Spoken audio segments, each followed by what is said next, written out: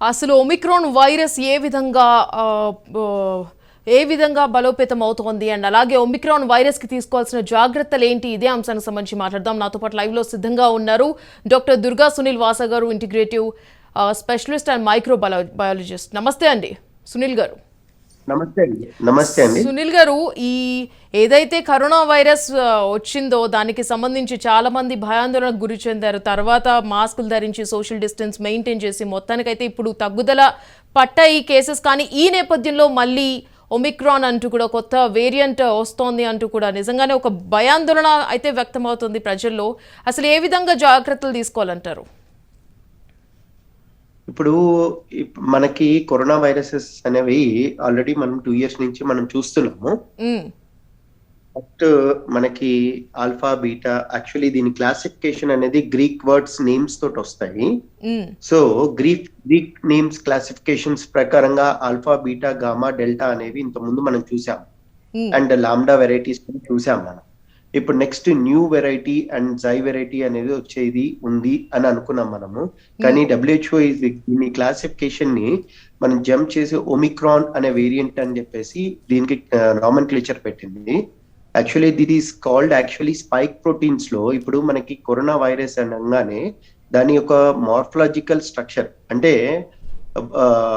దాని యొక్క దాని యొక్క రూపం ఎలా ఉంటుంది అని అంటే ఒక క్లబ్ షేప్ లోగా, ఆ క్లబ్ షేప్ లో పైన ముళ్ళులు ఉంటాయి.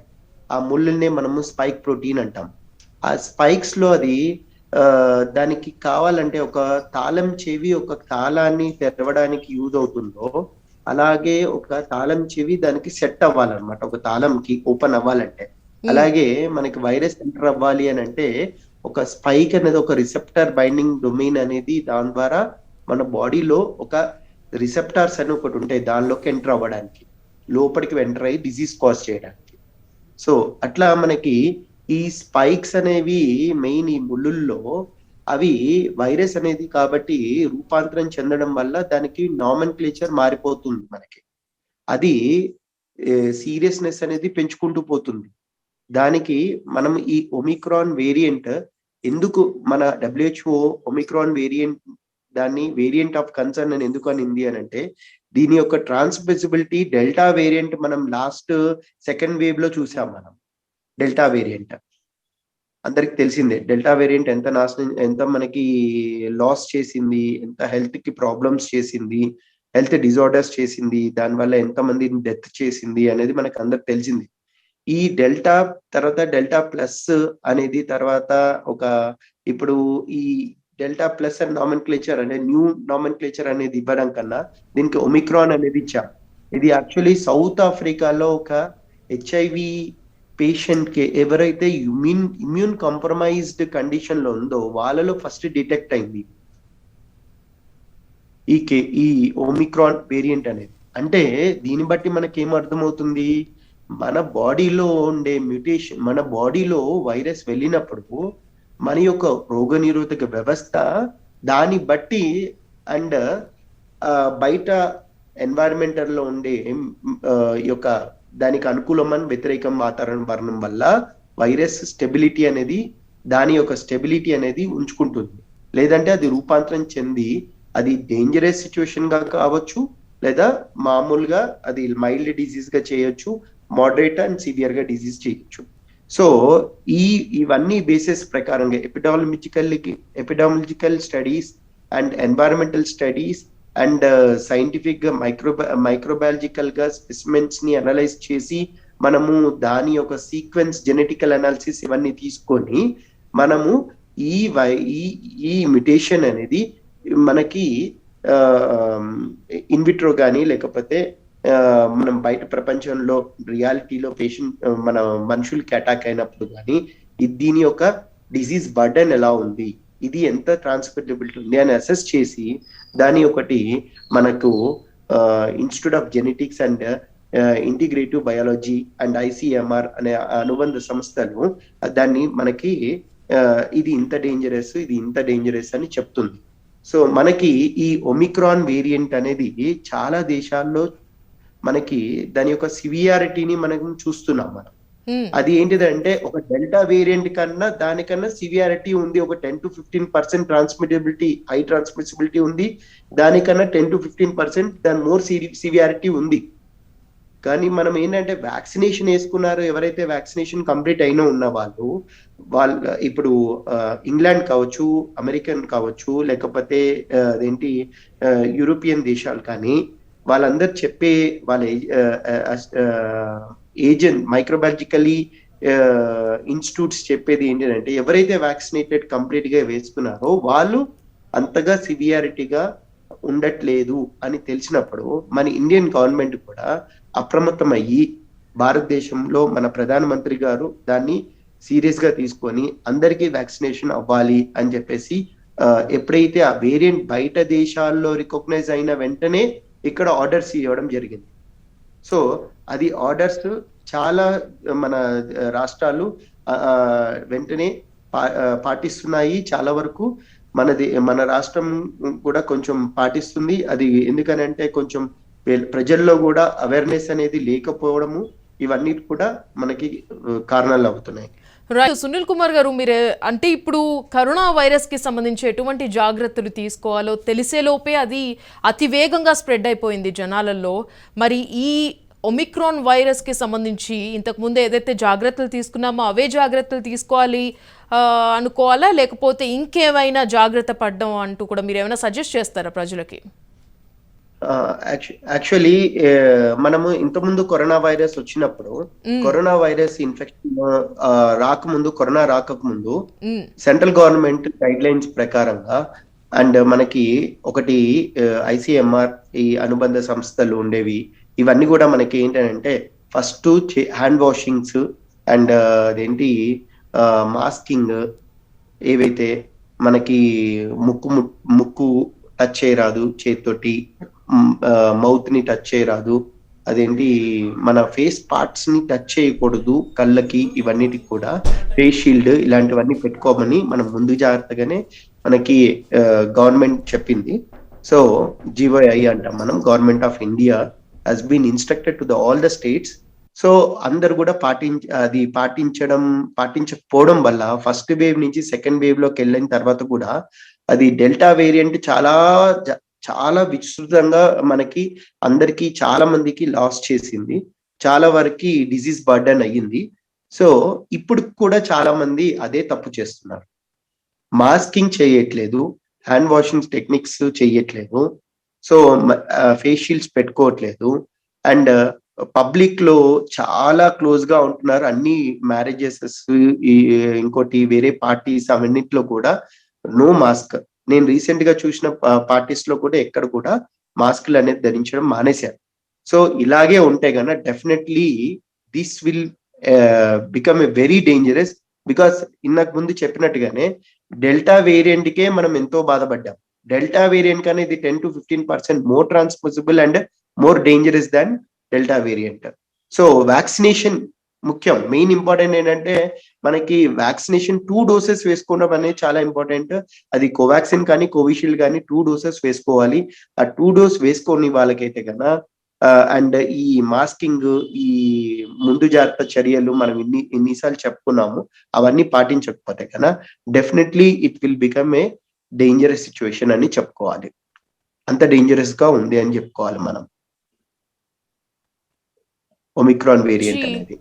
2 doses తీసుకున్నామో, ఏదైతే వ్యాక్సిన్ కి సంబంధించి 2 doses తీసుకున్నామో, ఒకవేళ తీసుకున్న వాళ్ళకి ఈ ఒమిక్రాన్ వైరస్ కి సంబంధించి పని చేయవు, డోసెస్ తీసుకున్న అయినా కూడా పని చేయవు అంటూ కూడా కొంత రకమైన వార్తలు వినిపిస్తున్నాయి. మరి దానికి సంబంధించి మీరు ఏం కమెంట్ చేస్తారు? యాక్చువల్లీ నాన్ వ్యాక్సినేషన్ అనేది మనము చూసుకోవాలి, అండ్ న్యాచురల్ ఇమ్యూనిటీ అని 3 చూసుకుంటే మనము న్యాచురల్ ఇమ్యూనిటీ అనేది ఎప్పుడు వస్తుంది అని అంటే న్యాచురల్ గా ఇన్ఫెక్షన్ వచ్చి మనము ఆటోమేటిక్ గా మనకి రోగనిరోధక వ్యవస్థ యాంటీబాడీస్ ప్రొడ్యూస్ అయ్యి ఆ స్పెసిఫిక్ యాంటీజెన్ అంటే ఆ పర్టికులర్ అంటే ఒక టైప్ ఆఫ్ వైరస్ ఏదైనా వచ్చింది అనుకోండి. ఫర్ ఎగ్జాంపుల్ డెల్టా వైరస్ కి మనము ఇన్ఫెక్టెడ్ అయ్యామనుకుందాం. అయితే ఆ డెల్టా వైరస్ కే తగ్గట్టుగా యాంటీబాడీస్, అదే నాకు చెప్పాను, తాళం చెవి, ఏ తాళం చెవి తోటి వేరే తాళంని అయితే ఓపెన్ చేయలేము కదా, అలాగే ఏ తాళం చెయ్యి ఏ తాళం తాళాన్ని అయితే ఓపెన్ చేయగలుగుతుందో మన మెకానిజం కూడా యాంటీజెన్ యాంటీబాడీ అని ఉంటుంది మన బాడీలో. అది దాన్ని న్యూట్రలైజ్ చేయగలుగుతుంది. ఇప్పుడు డెల్టా వేరియంట్ ఆల్రెడీ మనం వచ్చేసింది, మనం వ్యాక్సిన్ వేసుకోకూడదు, అవసరం లేదు, నాకు ఈ మధ్యనే రీసెంట్ గా అటాక్ అయింది. ఇప్పుడు ఇది స్పైక్ ప్రోటీన్ లో ఆల్రెడీ 32-35 మ్యూటేషన్స్ జరిగాయి ఆల్రెడీ. సో మ్యుటేషన్స్ అయినప్పుడు మనకి ఆల్రెడీ ఆ తాళం చెయ్యి మారిపోయింది, ఈ తాళం చెవి షేప్ మారిపోయింది, ఆ తాళం చెయ్యి షేప్ మారిపోయింది. సో అప్పుడు తాళంని ఓపెన్ చేయాలి అని అంటే ఓపెన్ చేయలేదు కదా. సో అంటే మన యాంటీబాడీస్, దానికి వచ్చిన యాంటీబాడీస్ దీనికి వచ్చిన యాంటీబాడీస్ తో దీంతో ఫైట్ చేసే కెపాసిటీ తక్కువ. కానీ వ్యాక్సినేషన్ అంటే న్యాచురల్ ఇమ్యూన్ సిస్టమ్ ని కూడా ఎస్కేప్ అయ్యే అవకాశాలు ఉన్నాయి అని చెప్పుకోవచ్చు. ఓకే. సో న్యాచురల్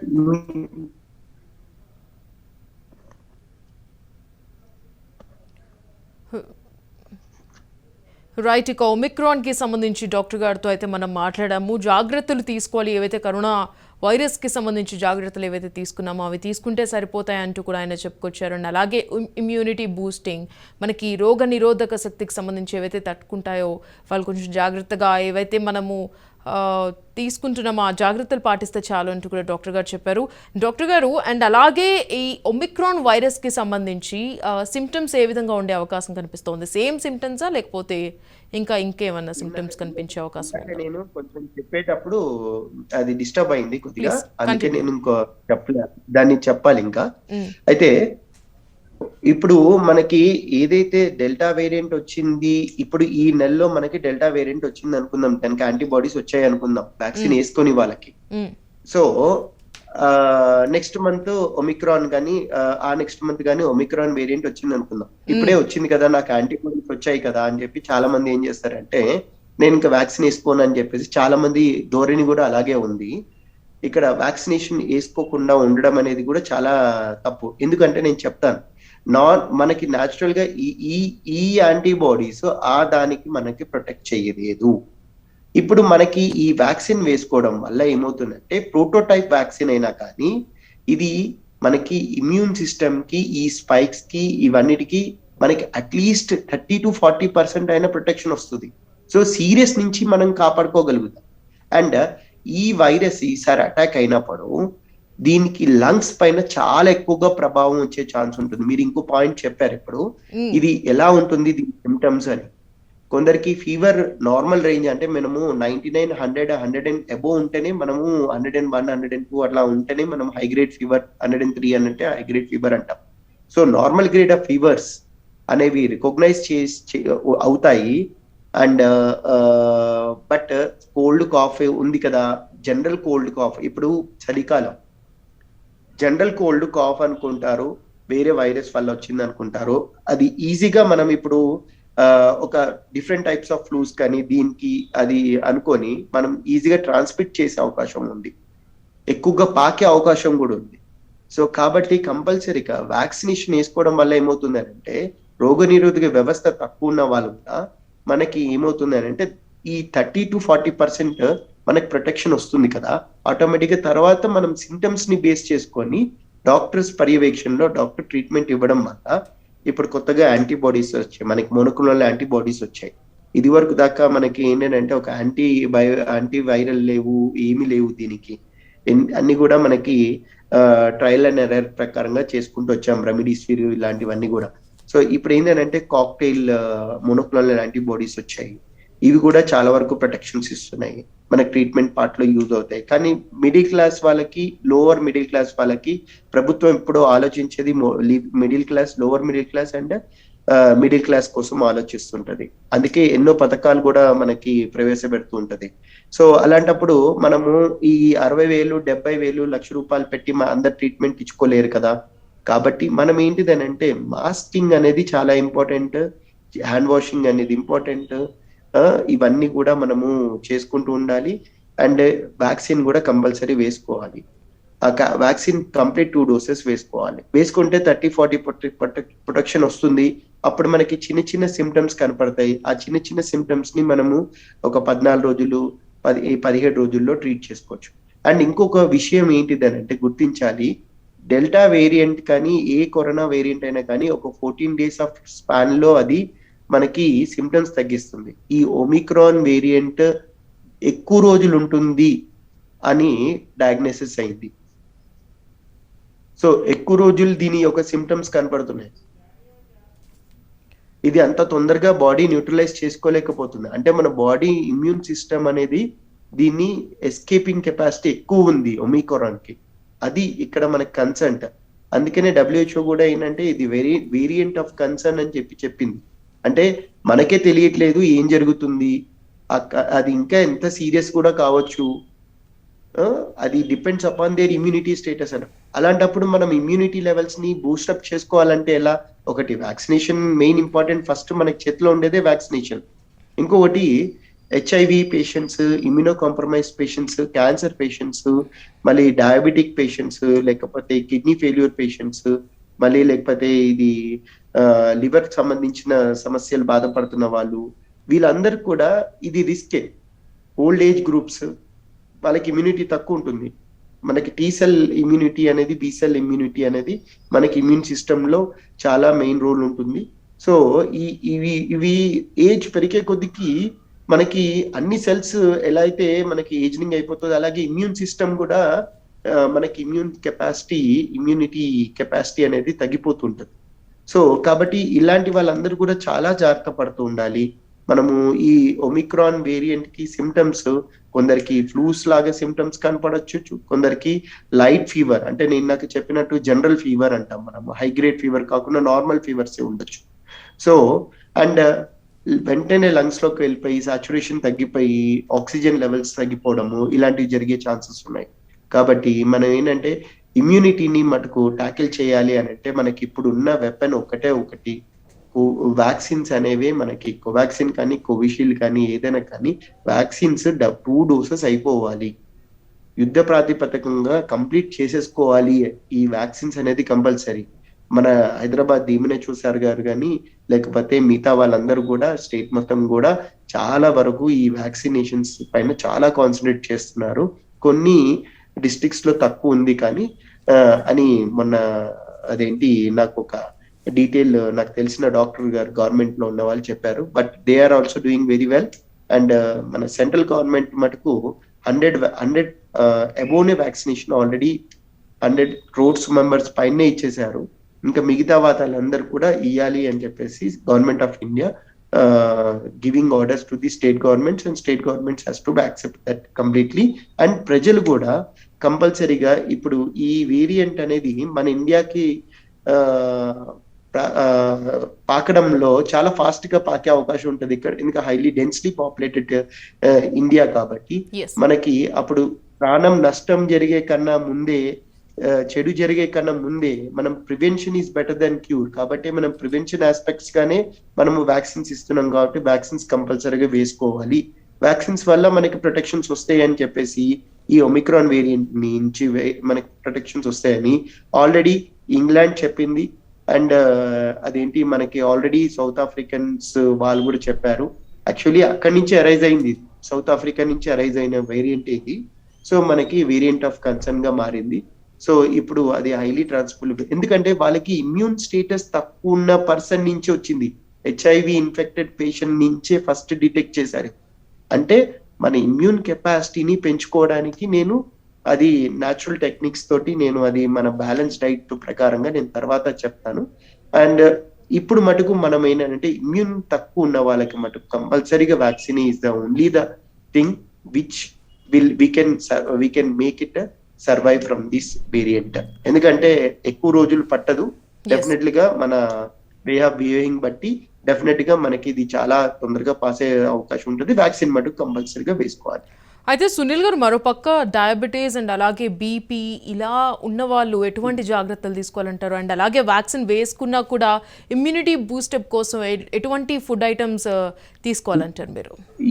ఇప్పుడు మనకి ఆల్రెడీ మన గవర్నమెంట్ ఆఫ్ ఇండియా చెప్పడం ప్రకారం ఏంటంటే ఫస్ట్ డోస్, సెకండ్ డోస్, అంటే సెకండ్ డోస్ ఇంకా తీసుకొని వాళ్ళు చాలా మంది ఉన్నారు.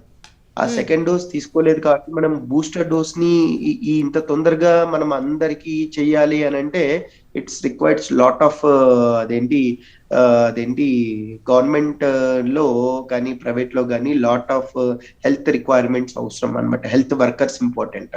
సో ఇంత ఫాస్ట్ గా మనం చేయలేం కాబట్టి ఐ రియల్లీ సే దట్ మనము న్యాచురల్ మెథడ్స్ లో బూస్టింగ్ చేసుకోవాలి అన్నప్పుడు ఆల్రెడీ ఇంతకుముందు డబ్ల్యూహెచ్ఓ చెప్పింది బెర్రీస్ ఇలాంటి కాస్ట్లీవి కాకపోయినా మనం గ్రీన్ లీఫ్ వెజిటేబుల్స్ దానిలో ఉండే ముఖ్యంగా ఫర్ ఎగ్జాంపుల్ ఒక క్యాబేజ్, కాలీఫ్లవర్, బ్రాక్లీ ఇలాంటి దానిలో క్యాబేజ్, కాలీఫ్లవర్ అయితే ఎవరైనా తినగలుగుతారు. చుక్కుడుకాయ, గోరుచుక్కుడుకాయ, గ్రీన్ లీఫ్ వెజిటేబుల్స్, పాలకూర, తోటకూర, మెంతం కూర ఇలాంటివన్నీ తింటారు. కొత్తిమీర కూడా తింటారు. కొత్తిమీరలో ఉండే మనకి నైట్రేట్ రిచ్ ఫుడ్స్ ఉంటాయి కదా, ఇంకా నైట్రేట్ రిచ్ ఇప్పుడు పాలకూరలో నైట్రేట్ ఎక్కువ ఉంటుంది. ఇప్పుడు మనకి నెక్స్ట్ వ్యాక్సిన్ ముక్కులో ఒక స్ప్రే వేసుకుని నైట్రిక్ ఆక్సైడ్ ని కంట్రోల్ చేస్తూ వైరస్ ని ఇనిబిట్ చేయొచ్చు, దాని సివియారిటీని తగ్గించవచ్చు అనే రీసెర్చ్ కూడా జరుగుతుంది.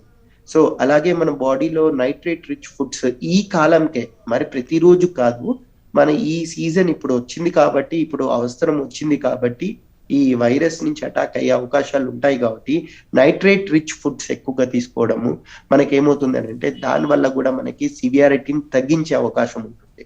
అంటే ఇవి దాని వైరస్ రాకుండా కాపాడుతుంది అని కాదు, సివియారిటీ నుంచి రక్షించుకునే కాపాడుకోవచ్చు. లైక్ పాలకూర కానీ, ఇలాంటి పాలకూరలో నైట్రేట్స్ ఎక్కువ ఉంటాయి. మనకి వేరే దానిలో కూడా నైట్రేట్స్, అలాగే ఇప్పుడు మనకి ఫైటోకెమికల్స్ ఉండే ఫ్లేవనాయిడ్స్ ఉండేవి ఈ బీన్స్, సోయాబీన్, మళ్ళీ తర్వాత మన తెలంగాణలో ఎక్కువగా యూజ్ చేసేది ఎక్కువగా ఏంటిదంటే మునుగాకు అని అంటాం. మనం మునుగాకు పప్పు తింటాం. మునుగాకు కూడా చాలా ఇంపార్టెంట్ గా పనిచేస్తుంది. అది కెథెప్సిన్ ఎల్ అనే దాన్ని ఇనిబిట్ చేసే కెపాసిటీ కూడా ఉంది. కాబట్టి మునుగాకు అది పప్పుగా చేసుకొని, ఫ్రై చేసుకొని పప్పుగా చేసుకొని, చేదుగా ఉంటుంది అని అంటారు చాలా మంది, కాబట్టి పప్పుగా చేసుకొని తినొచ్చు. అంటే గ్రీన్స్ ఎక్కువగా అండ్ ఎల్లోస్ ఎక్కువగా తీసుకోవడం, ఎల్లో కలర్స్ రిచ్ ఉండే ఫుడ్ అండ్ ఫ్రూట్స్ అండ్ మన వెజిటేబుల్స్ లో కూడా గ్రీన్ అండ్ ఎల్లో ఎక్కువగా ఉండేవి ఎక్కువగా మనం తీసుకోవడం వల్ల ఇది. అండ్ ఇంకోటి సమ్ హెర్బల్ థింగ్స్ లాగా మనకి ఐఐటీస్ వాళ్ళు ప్రూవ్ చేసింది అశ్వగంధ అలాంటివి కూడా ఉన్నాయి. ఆ అశ్వగంధలో ఉండేది కూడా ఏమవుతుందంటే యాంజియోటెన్సిన్ కన్వర్టింగ్ ఎంజైమ్ ని ఆపుతుంది. కాబట్టి మనకి ఏమవుతుందని అంటే ఈ వైరస్ కూడా యాంజియోటెన్సిన్ కన్వర్టింగ్ ఎంజైమ్ 2 అనేది రిక్వైర్ అన్నమాట మన బాడీలోకి ఎంటర్ కావాలంటే. సో బీపీతో బాధపడుతున్న వాళ్ళు ఆల్రెడీ ఈ టాబ్లెట్స్ వాడుతూ ఉంటారు కొందరు. సో వాళ్ళకి పెద్ద ఎక్కువగా ప్రాబ్లమ్స్ రావు. డయాబెటీస్ లో కూడా ఈ మెడిసిన్స్ ఏసీ ఇనిబిటర్స్ అనేవి కొన్ని వాడుతుంటారు. అవి వాళ్ళకు కూడా కొంచెం పెద్ద ఎక్కువగా డేంజరస్ సిచ్యువేషన్స్ రాలేదు, ఫస్ట్ వేరియంట్ లో కూడా సెకండ్ వేరియంట్ లో కూడా. సో ఫస్ట్ వేవ్ లో కూడా సెకండ్ వేవ్ లో కూడా అండ్ వేరే దానిలో కూడా, ఇక్కడే కాదు ఫారిన్ స్టేట్స్ లో కూడా. కాబట్టి మనం ఏంటంటే డాక్టర్ ని అడ్వైస్ చేసిన తర్వాత డాక్టర్ ప్రకారంగా వాళ్ళు ఎందుకంటే ఈ ఓమిక్రాన్ గురించి ప్రతి ఒక్క డాక్టర్ కి ఇన్ఫర్మేషన్ ఇన్ఫర్మేషన్ ఉంది. అండ్ ప్రైవేట్ లో కానీ గవర్నమెంట్ లో కూడా వాళ్ళకి అన్ని తెలుసు. వాళ్ళు ఈ విధంగా అయినా ట్రీట్మెంట్ ఇవ్వాలి, దీన్ని మనము చేయాలి అని ఒక హోంవర్క్ కూడా చేసి పెట్టారు already. They will do they level best to protect the person and survive from the death. Right. Sunil గారు, ఫైనల్ గా ఒక మాట చెప్పండి. కరోనా వైరస్ వచ్చినప్పుడు కూడా చాలా మంది జాగ్రత్తలు తీసుకున్నా కూడా యాంగ్జైటీకి లోనై కూడా చాలా మంది ప్రాణాలు వదిలిన పరిస్థితి మనం చూసాము. మరి ఈ ఒమిక్రాన్ కి సంబంధించి కూడా అలా భయాందోళనకు చెందకుండా ఉండడానికి ప్రజలకు మీరు ఏం చెప్తారు ఫైనల్ గా? అందుకే నేను ఏమంటున్నానంటే ఫస్ట్ నేను ఇక్కడ చెప్పింది అంటే షుగర్ వ్యాధిగ్రస్తులు, బీపీ వ్యాధిగ్రస్తులు ఇలాంటివి చెప్పాను నేను. సో అలాంటి వాళ్ళు ఇప్పుడు జాగ్రత్తలు వహించుకుంటూ వాళ్ళ డాక్టర్ తోటి పర్యవేక్షణలో ఉంటూ ఆ మెడిసిన్స్ వాడుకుంటూ, వాళ్ళందరికీ తెలుసు కాబట్టి వాళ్ళు ఎలా ప్రొటెక్ట్ చేయాలి, వాళ్ళ ఫ్యామిలీ డాక్టర్స్ ఉంటారు, వాళ్ళ పర్టికులర్ డాక్టర్స్ ఉంటారు, వాళ్ళు ట్రీట్మెంట్ ఇస్తూ ఉంటారు. సో దాన్ని వాళ్ళు ఫాలో అవుతూ ఉంటూ వాళ్ళు భయాందోళన చెందకుండా 100% నేను ఇప్పుడు చెప్పాను కొన్ని కూరగాయలు, ఆకుకూరలు, గ్రీన్ కలర్ ఉండేవి, ఎల్లో కలర్ లో ఉండేవి, ఈ ఫ్రూట్స్ వెజిటేబుల్స్ ఎక్కువగా తీసుకోవడం వల్ల కూడా మనకి ఇమ్యూనిటీ బూస్టప్ అవుతుంది. న్యాచురల్ పేషెంట్స్ కూడా బూస్టప్ అయ్యే అవకాశం ఉంటుంది కాబట్టి బూస్టప్ అంటే ఇక్కడ బూస్టప్ కాదు, మాడ్యులేషన్ అవుతుంది. అంటే ఎక్కువగా రోగనిరోధక వ్యవస్థ పనిచేయడం వల్ల కూడా మనకి ఏమవుతుందనంటే ఈ కరోనా వైరస్ వల్ల మనకి రోగనిరోధక వ్యవస్థ స్ట్రెస్ కి గురయ్యి ఎక్కువగా పనిచేస్తుంది. దీన్నే హైపర్ ఇమ్యూన్ రెస్పాన్స్ అంటాం, దాన్నే సైటోకైన్ స్ట్రోమ్ అంటాం. దీని వల్లే చాలా మందికి అదేంటి నిమోనియా ఇలాంటి కాజ్ అవుతుంది. సో మనం ఏంటంటే అందుకనే ఇమ్యూన్ బూస్టర్స్ అని వాళ్ళు ఓన్గా వాళ్ళు వేసుకోవడం కన్నా ఇమ్యూన్ మాడ్యులేటర్స్ అని కొన్ని ఉంటాయి. ఈవెన్ ఫర్ ఎగ్జాంపుల్ కొన్ని యాంటీ డిప్రెషన్ టాబ్లెట్స్ Right. ఉన్నాయి.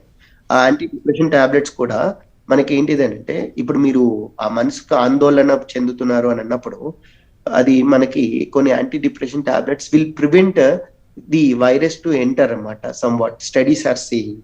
సో అలాంటివి వాళ్ళ డాక్టర్ దగ్గరికి వెళ్ళినప్పుడు వీళ్ళు భయాందోళనకి చెందుతున్నారు అని అన్నప్పుడు వాళ్ళు డాక్టర్స్ ప్రిస్క్రైబ్ చేస్తారు. అది దాని వల్ల వీళ్ళు ప్రొటెక్ట్ అవుతారు. ప్లస్ ఆ యాంగ్జైటీ, ఆందోళనతోటి వాళ్ళు బాధపడుతున్నారు, ఈ డిజీజ్ లేదు అని డాక్టర్ రికగ్నైజ్ చేసి దాన్ని రాయడం జరుగుతుంది. అది డాక్టర్ రాసిన తర్వాతనే తీసుకోవాలి. అలాంటప్పుడు అవి కొన్ని వైరెంట్ ని ఆపే అవకాశం ఉంది కాబట్టి కొన్ని టాబ్లెట్స్ Right. ఉన్నాయి. ఇప్పుడు lot of research has been done and how to protect and how to prevent from mild infection to severe infection రాకుండా ఉండడానికి lot of treatments and developments జరిగాయి కాబట్టి మనకి అవి కూడా కాస్ట్ ఎఫెక్టివ్ గానే ఉన్నాయి Right. కాబట్టి పెద్ద కాస్ట్ ఉండేవి కూడా కాదు. కాబట్టి భయాందోళన చెందకూడదు. కానీ భయాందోళన చెందాలి అని అంటే ఒకటే ఒక విషయంలో వ్యాక్సిన్స్ 2 doses వేసుకోవాలి, కంపల్సరీ వేసుకోవాలి. ఇదైతే పక్కా ఇన్ఫర్మేషన్. అండ్ దాని వల్లే ప్రొటెక్షన్ వస్తుందని ఆల్రెడీ ఈ ఒమిక్రాన్ వేరియంట్ తోటి బయటకు వచ్చిన వాళ్ళు కూడా ఫారిన్ లో కూడా అదేంటి అటాక్ అయింది కాబట్టి మనం Right. చూసాం కాబట్టి వాళ్ళకి కూడా ఉంది కాబట్టి. అండ్ ఇంకోటి ఏంటంటే వాళ్ళు డాక్టర్ పర్యవేక్షణలో వాళ్ళు లిమిటెడ్ గా వాళ్ళు ఎక్కువ ఆందోళన పడకుండా వాళ్ళు ఏం వాడాలో అది వాడుకొని అది ట్రీట్మెంట్ చేసుకుంటే బాగుంటుంది. Right, And thank you doctor Sunil Kumar Vasa గారు. అది అన్నమాట, ఒమిక్రాన్ వైరస్ ఏదైతే ఇంకా భారతదేశంలోకి రాలేదు, బట్ రాకముందే జాగ్రత్తలు తీసుకోవాలంటూ కూడా డాక్టర్ గారు కొన్ని సూచనలు అయితే చేశారు. ఎటువంటి భయాందోళన చెందకుండా కూడా సోషల్ డిస్టెన్స్ పాటిస్తూ మాస్క్ ధరిస్తూ ఎప్పటికప్పుడు శానిటైజ్ చేసుకుంటే కనుక ఎటువంటి వైరస్ మన దరి చేరదు అంటూ కూడా ఇప్పటివరకు సునీల్ కుమార్ వాసా గారు చెప్పారు. ఇవి ఇప్పటివరకు అప్డేట్స్ కొనసాగుతూనే ఉంటాయి. Stay tuned to Raj news.